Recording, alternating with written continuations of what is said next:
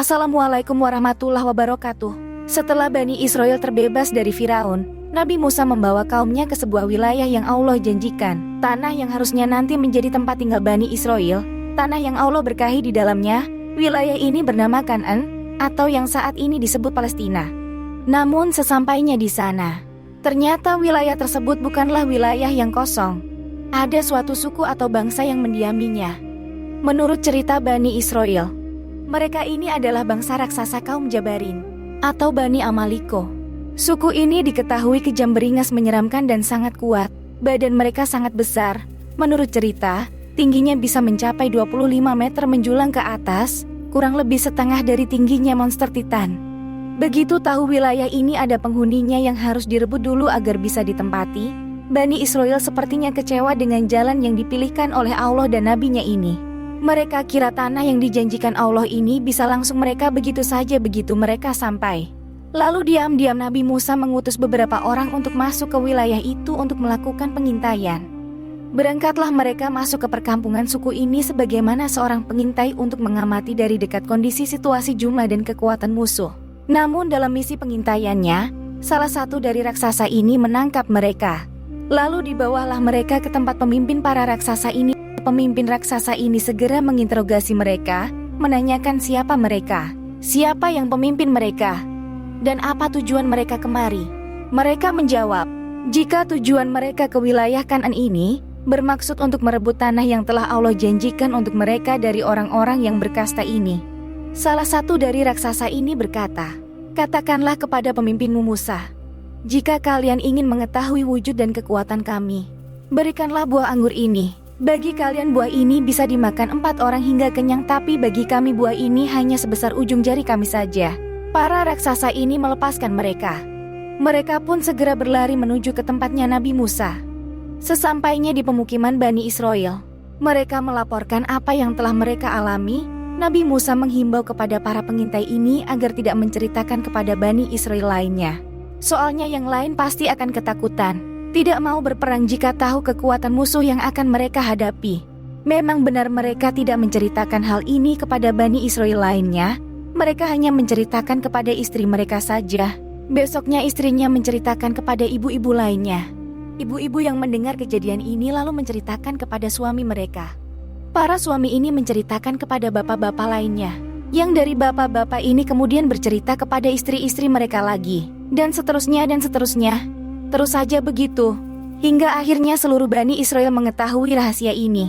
Maka ketika Allah memerintahkan Bani Israel untuk menyerang bangsa raksasa ini, mereka menolaknya. Dalam Quran Surat Al-Maidah ayat 21, Nabi Musa mengajak kaumnya untuk berperang dan merebut tanah ini. Hai kaumku, masuklah ke tanah suci yang telah ditetapkan Allah bagimu, dan janganlah kalian lari dari belakang karena takut kepada musuh. Maka kelak kalian akan menjadi orang-orang yang merugi. Kaumnya Nabi Musa menjawab pada ayat selanjutnya, hai Musa, sesungguhnya di dalam negeri itu ada orang-orang yang gagah perkasa. Sesungguhnya kami sekali-kali tidak akan memasukinya sebelum mereka keluar. Jika mereka keluar kami pasti akan memasukinya. Salah seorang di antara mereka yang beriman mencoba ngasih semangat agar yang lain mau berperang mengikuti perintah Allah dan ajakan Nabi Musa. Serbulah mereka dengan melalui pintu gerbang kota itu, maka bila kalian memasukinya niscaya kamu akan menang, dan hanya kepada Allah hendaknya kalian bertawakal jika kalian benar-benar orang yang beriman.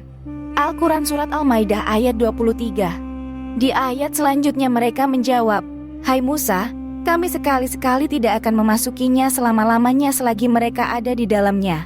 Karena itu pergilah kamu bersama Tuhanmu dan berperanglah kamu berdua. Sesungguhnya kami hanya duduk menanti saja di sini. Begitulah sifat mereka ketika turun perintah dari Allah. Jika tidak sesuai dengan apa yang mereka harapkan, mereka tidak segan-segan menolaknya, malah menyuruh Nabi Musa dengan Allah saja berdua yang berperang. Sedangkan mereka hanya duduk-duduk saja menunggu hasilnya. Menang atau kalah tidak mau ikut serta atau mengorbankan nyawa dalam peperangan ini. Mereka merasa lemah jika harus berhadapan dengan mereka yang perkasa. Padahal Allah sudah menjamin jika mereka mau maju dalam peperangan ini, mereka akan dimenangkan oleh Allah. Padahal selama mereka bersama Nabi Musa, begitu banyak mujizat yang Allah tunjukkan kepada mereka.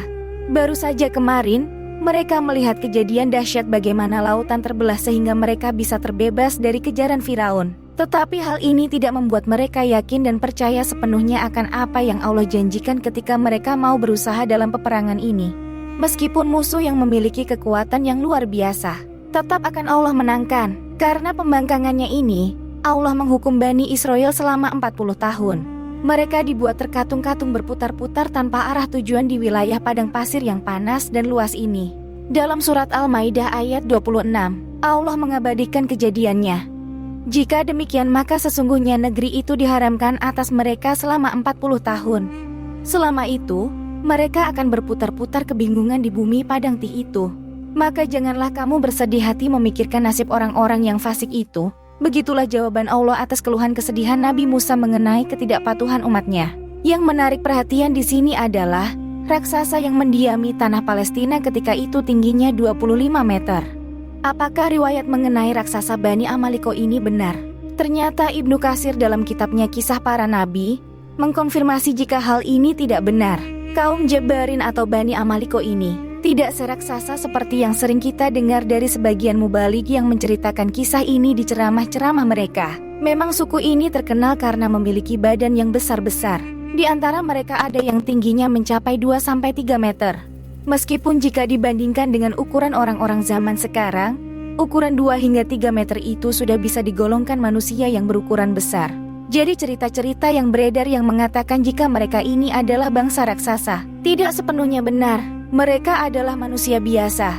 Meskipun dari segi ukuran mereka termasuk jenis manusia yang punya badan besar. Generasi terakhir dari Bani Amaliko ini adalah Jalut. Pasukan Jalut ini nanti yang akan dihadapi Bani Israel di masa mendatang. Dan dalam pertarungan 1 lawan 1, Jalut atau yang populer dipanggil dengan Goliat ini nantinya yang akan dikalahkan oleh seorang pemuda, kesatria, dan hamba Allah terbaik di zaman itu yaitu Nabi Daud alaihissalam. Wallahu alam. Terima kasih telah menyaksikan video ini hingga akhir. Jangan lupa untuk like, subscribe, dan tekan lonceng notifikasi agar tidak ketinggalan konten-konten menarik lainnya. Wassalamualaikum warahmatullahi wabarakatuh.